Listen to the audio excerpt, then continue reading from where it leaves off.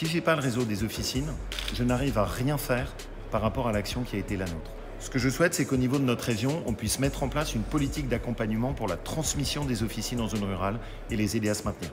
Très concrètement, c'est un plan d'aide.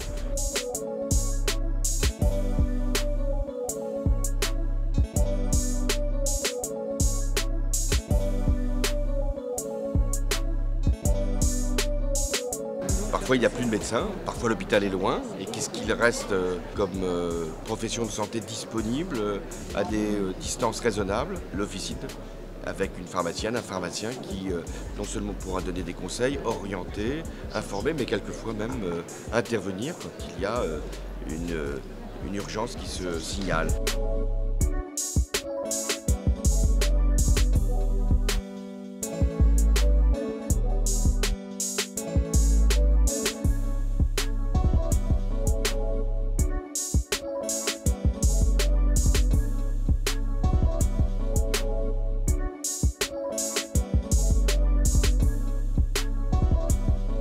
Si demain nous devons avoir tous ces services à entreprendre, que ce soit les entretiens thérapeutiques et la vaccination élargie, les tests, on n'aura pas les ressources humaines. On pourrait envisager, notamment c'est un peu le leitmotiv des groupements, de se dire cet emploi partagé, un adjoint qui pourrait être détaché dans plusieurs pharmacies dans une zone maximum de 20 km, un préparateur formé, et pourquoi pas faire appel aussi à des infirmières à la retraite ou des infirmières libérales qui pourraient se mobiliser et venir intervenir ponctuellement.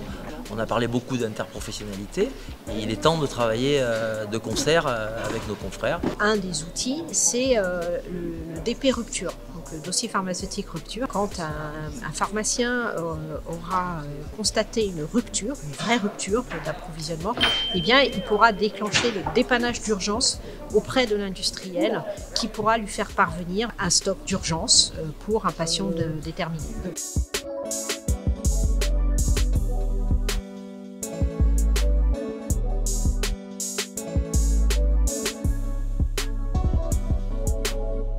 La transition écologique, c'est l'axe 6 de cette convention. Les étudiants en pharmacie ils sont force de proposition sur ces sujets, notamment le sujet d'avoir un pharmacien référent pour la santé environnementale. On a une autre proposition qui est la délivrance adaptée.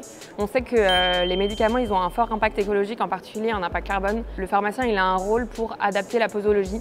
Et on a une autre proposition qui est d'avoir un éco-score sur les médicaments, sur les produits de santé en général.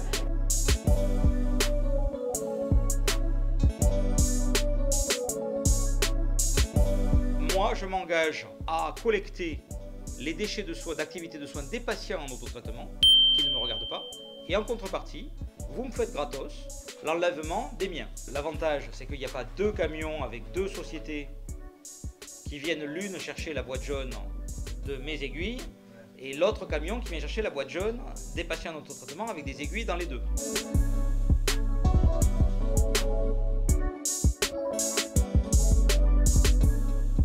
Demander une revalorisation des actes que nous faisons aujourd'hui. On a 120 000 salariés, préparateurs et pharmaciens adjoints qui ont besoin d'une évolution salariale pour maintenir le pouvoir d'achat.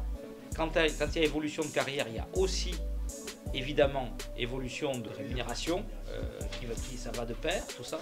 Je suis très optimiste sur le périmètre métier. Parce que le périmètre métier est incontestablement reconnu par les autorités de santé, donc je suis très optimiste sur l'évolution du périmètre métier.